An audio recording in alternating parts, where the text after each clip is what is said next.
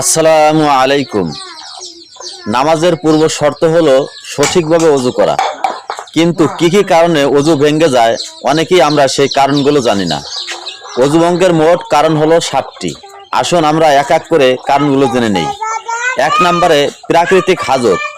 প্রাকৃতিক হাজত মানে হচ্ছে পেশাব বা পায়খানার রাস্তা দিয়ে কোনো কিছু বের হওয়া, যেমন ওজোর সারা, অর্থাৎ আপনার পেশাবের বেগ দিয়েছে, পেশাব করলেন, অথবা ল্যাট্রিনে গেলেন, আপনার মলমূত্র ত্যাগ করলেন, এটা হলো প্রাকৃতিক হাজত।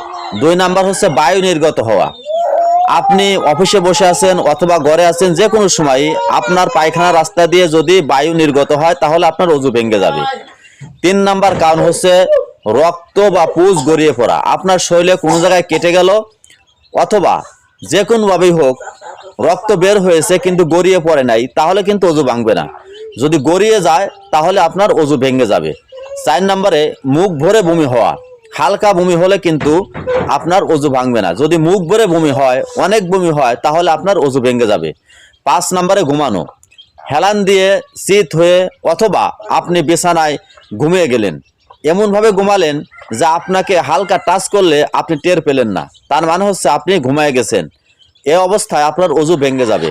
6 নম্বরে অজ্ঞান বা নেশাগ্রস্ত হওয়া। আপনি নেশা জাতীয় কিছু খাইছেন, আপনার অজ্ঞান হয়ে গেছেন, অথবা সাধারণ সেন্স নাই, এ অবস্থায় আপনার ওযু ভেঙে যাবে। 7 নম্বরে নামাজে উচ্চস্বরে হাসা।